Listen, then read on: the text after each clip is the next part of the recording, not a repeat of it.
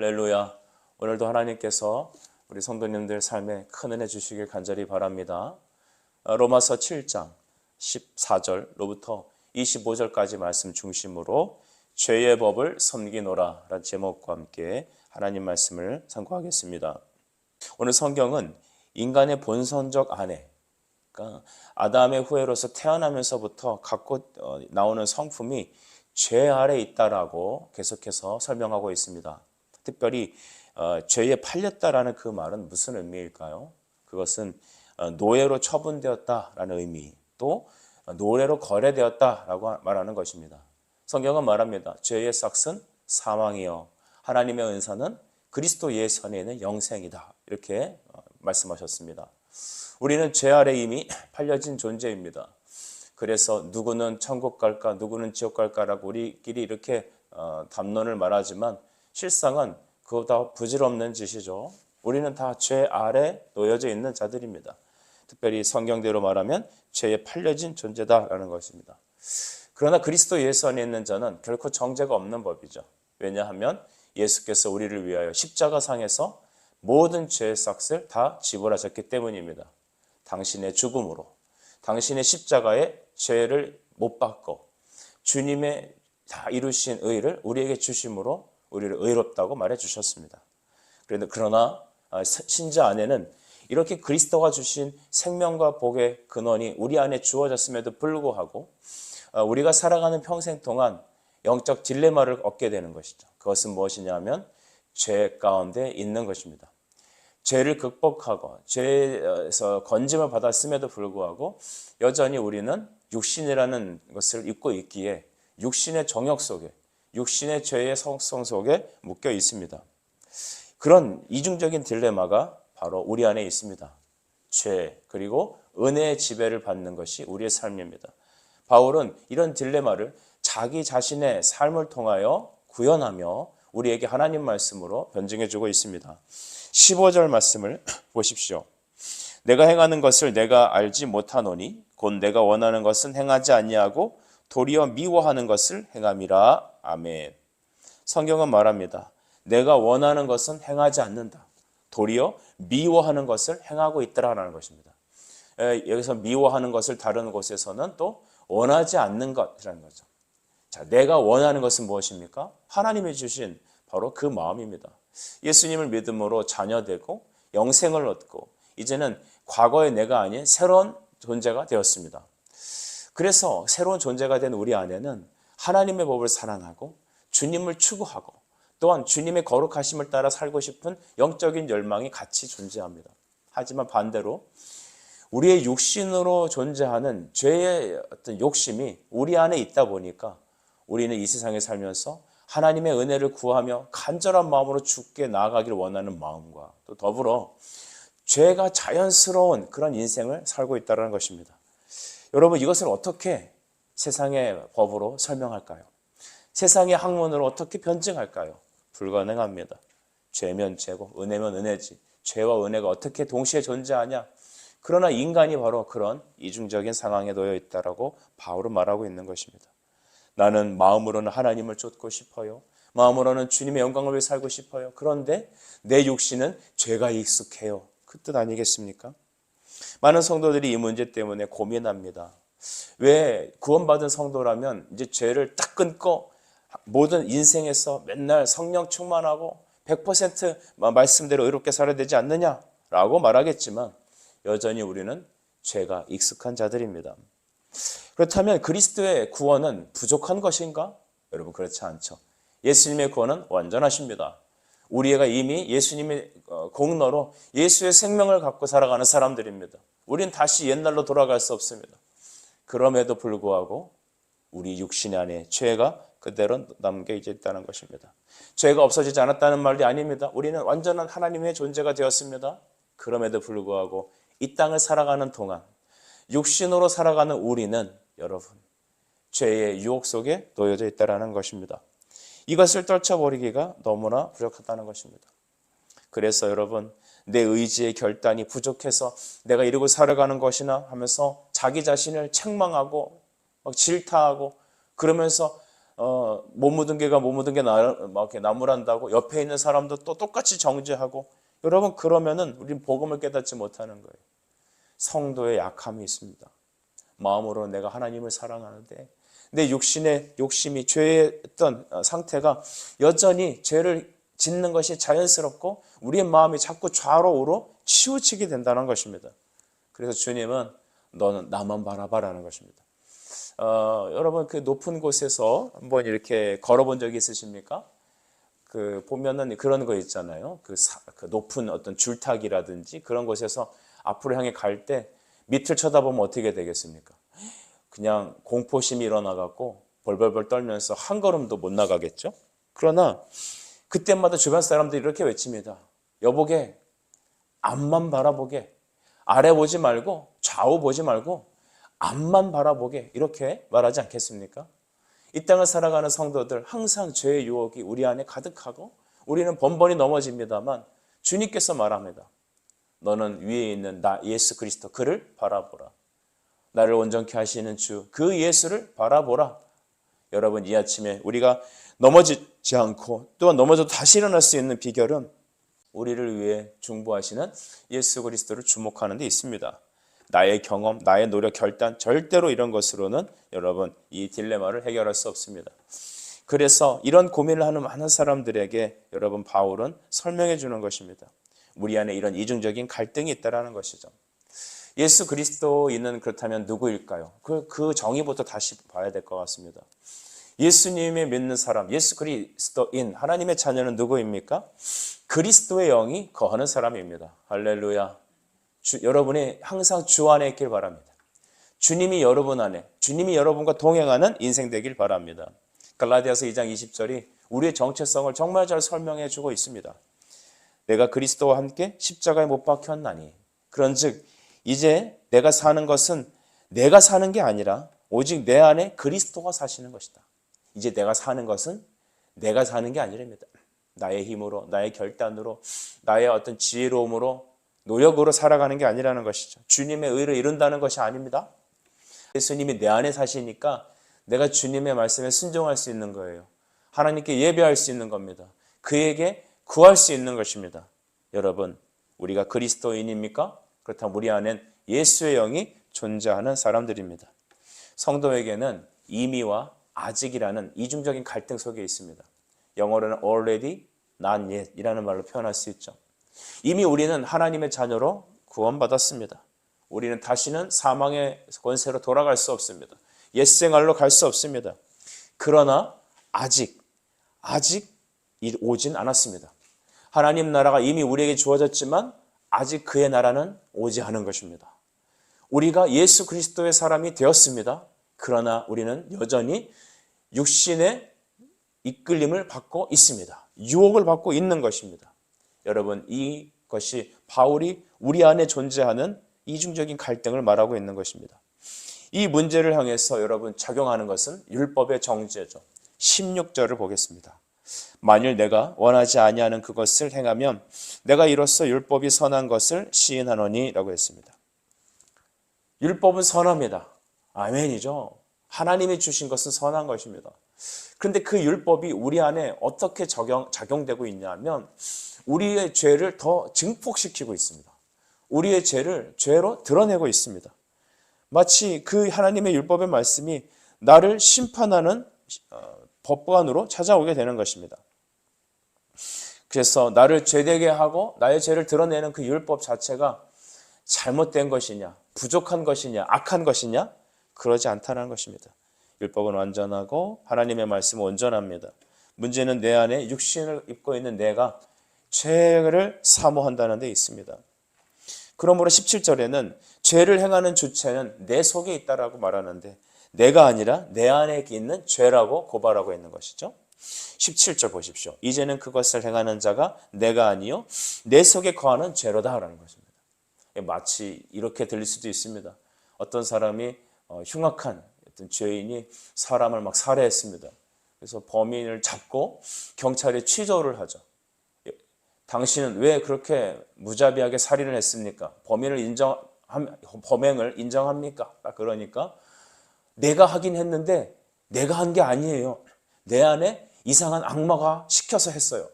실제로 이렇게 말하는 이 다중인격적인 어떤 그 진술을 하는 사람들이 종종 나타난다는 것이죠. 범죄 심리학에서.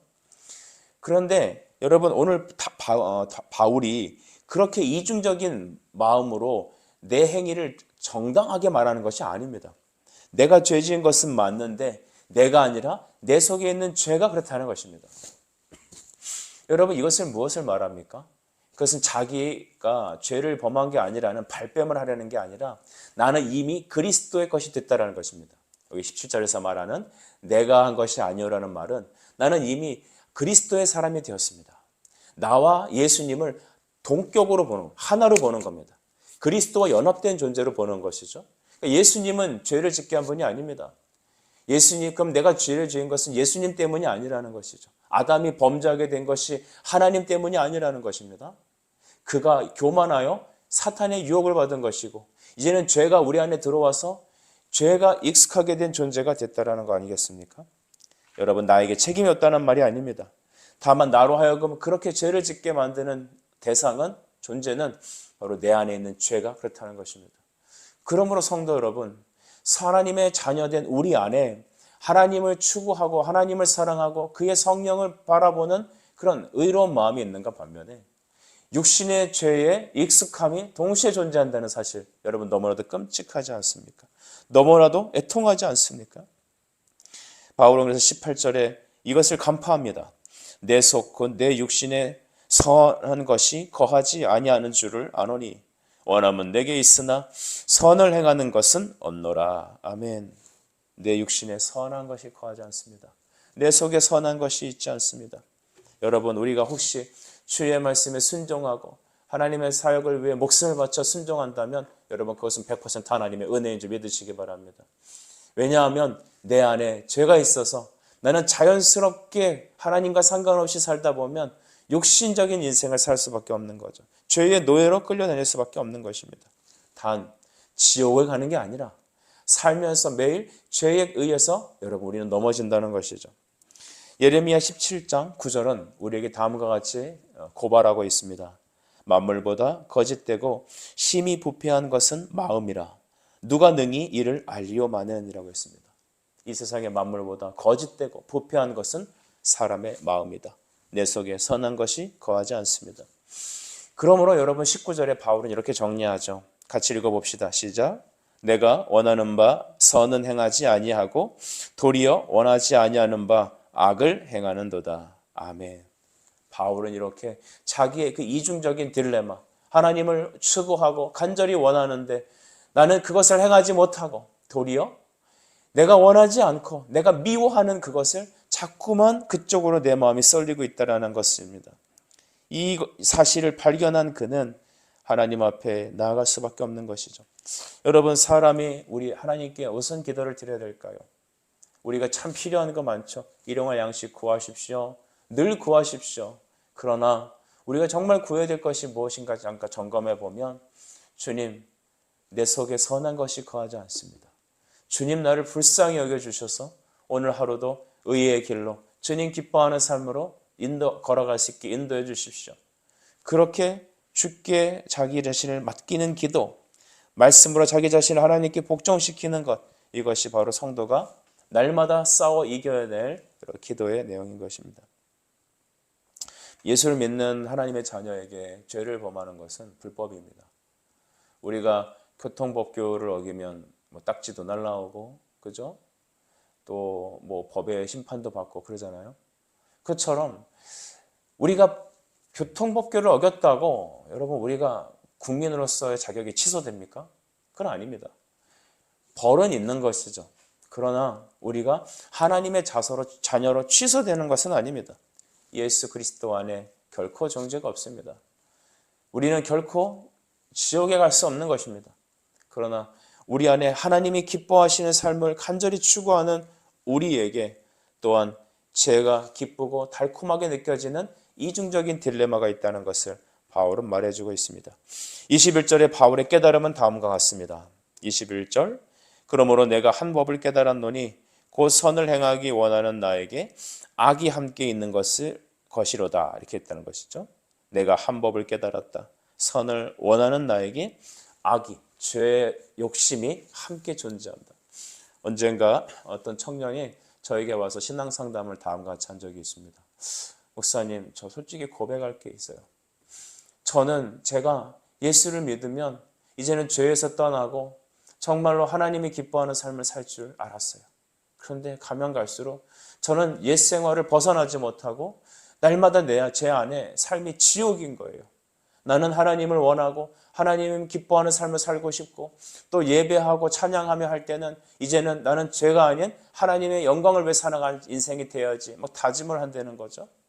그렇게 눈물도 흘려요. 근데 교회 밖만 나가면 나는 자꾸만 옛 생활을 똑같이 번복하게 된다는 것입니다. 그래서 나는 마음이 지옥이래요. 나는 하나님과 상관없는 사람인가? 나는 하나님의 은혜를 누리지 못하는 사람인가? 너무나 괴롭대요. 그래서 교회를 떠날까도 고민을 많이 했다는 겁니다. 여러분 어떻습니까? 그 젊은 청년의 마음이 너무 귀하지 않습니까? 여러분 그런 마음이 든다는 사실은 다음과 같은 것을 반증하는 겁니다. 당신 안에 성령이 있다는 것입니다.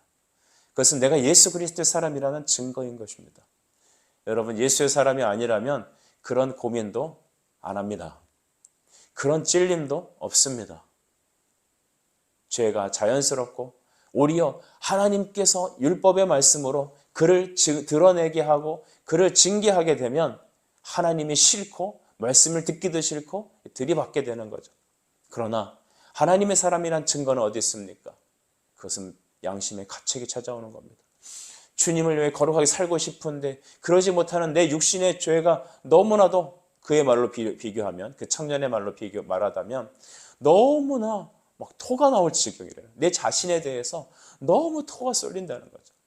내가 너무나 그렇게 가증스럽게 느껴진다는 겁니다. 그는 그 애통함을 가지고 무엇을 해야 될까요? 하나님 앞에 나가야 합니다. 하나님은 상한 마음을 받으십니다. 기뻐하십니다. 하나님께서 받으시는 예배는 상한 심령이라. 어떤 심령입니까?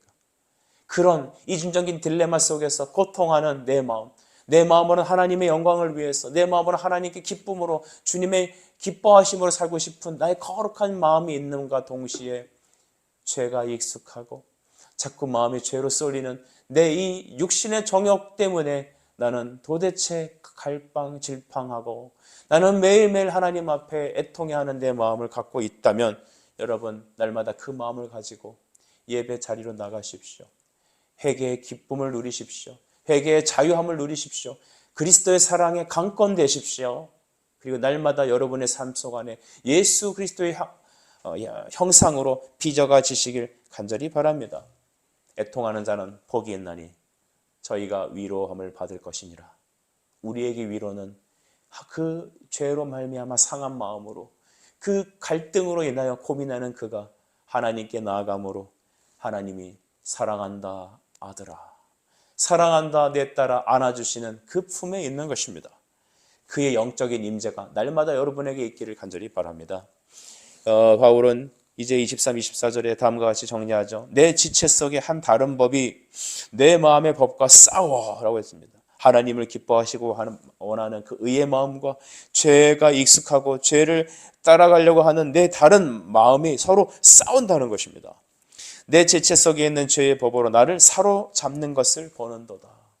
그 죄악의 마음이 나를 자꾸만 끌어내린다는 것 아니겠습니까? 바울은 말합니다. 오호라 24절 오호라 나는 권고한 사람이로다. 이 사망의 몸에서 누가 나를 건져내랴. 나는 이제 끝났군요. 나는 이제 망했습니까? 누가 나를 건져내겠습니까? 라고 하는 질문입니다. 여기 중요한 의미가 있습니다. 나는 이제 망했네. 나는 이제 끝난 거 아니야? 라는 의미가 아니라 내가 이런 상황에 있는데 그렇다면 어떻게 해야 되죠? 누가 우리를 건져낼까요? 라고 하는 질문입니다. 우리 장로교 신앙의 굉장히 중요한 신앙 고백을 웨스트민스터 신앙 고백서라고 말합니다.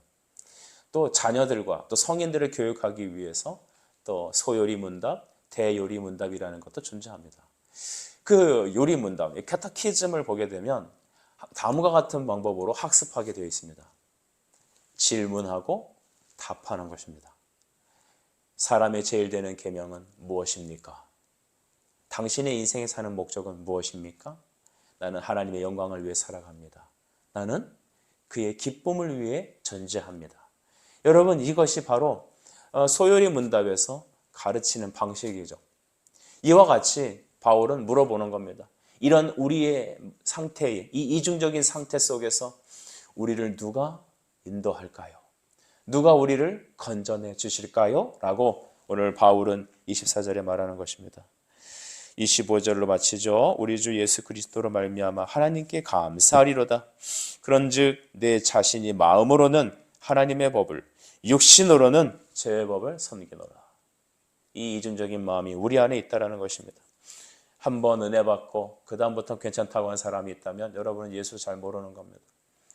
저도 설교 때 많이 인용했던 부분인데, 제가 어느 이민교회에서 어떤 집사님이 이렇게 말하더라고요.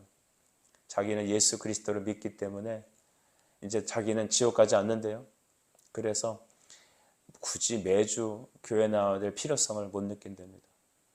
무슨 말이냐 들어봤더니 1년에 부활절, 크리스마스 때 한 번씩 나오면 됐지 뭐하러 매주일 나오고 그러냐는 것이죠. 저는 그분을 보면서 이 바울이 말한 이중적인 상태에 대하여 잘 알지 못하고 있다고 생각합니다. 우리의 시민권은 하늘에 있습니다. 바울은 빌립보서 3장 20절에 그러나 우리의 시민권은 하늘에 있는지라 거기로부터 구원하는 자 곧 주 예수를 기다리노니 라고 했습니다. 주 예수를 바라보고 그의 다시 오실 날을 사모하고 그의 얼굴 다시 만날 것을 고대하고 기도하며 그는 천성을 향해 나아가고 예수 그리스도를 주목하며 걸어가는 것입니다. 여러분, 말씀을 정리하시죠. 우리는 육신을 따르는 그런 마음이 존재합니다. 왜냐하면 육신을 입고 있기 때문입니다. 육신은 항상 하나님의 법이 아닌 세상을 즐거워하고 또한 죄악으로 빠지는 것을 익숙해합니다. 그러나 우리 안에 또 다른 법이 있으니 그것은 예수께서 내 안에 계셔서 있는 의로운 마음입니다. 말씀을 사랑하고 주님을 추구하고 주의 영광을 위해 살기를 원하고 하나님을 향하여 거룩한 삶을 살고 원하는 그 의도가 우리 안에 있다는 것이죠. 이 이중적인 마음은 날마다 부딪힙니다. 그러므로 주님은 날마다 우리가 영적 전쟁에 놓여 있다는 사실을 알고 우리가 주 앞에 서는 그날까지 우리 안에 든 말씀의 검을 우리의 칼집에 꽂지 말라는 것입니다. 찬송가 가사도 있죠. 내 손에 든 검을 꽂지 말아라. 그것은 말씀을 열어놓지 마라. 기도를 쉬지 말라는 것입니다. 이 아침에 하나님께서 이 이중적인 마음 속에서도 우리의 이 안타까운 상황을, 애통해하는 이 상황을 우리로 깨닫게 하시고 주만 바라보고 앞만 바라보고 그가 오실 그날을 기대하며 주 예수만을 사모하는 우리의 인생이 되라고 말하는 것입니다. 섰다고 생각한다면 넘어질 것입니다. 그러나 구주 예수께 붙들린 여러분은 날마다 꽃길을 걸을 줄 믿습니다. 기도하겠습니다. 하나님 아버지, 은혜 감사합니다. 내가 육신으로 죄의 법을 섬기는 내 모습을 보게 되었습니다. 하나님이 부족하고 십자가가 연약한 것이 아니라 오직 내 안에 육신의 죄성이 있음을 바울이 고발하였습니다.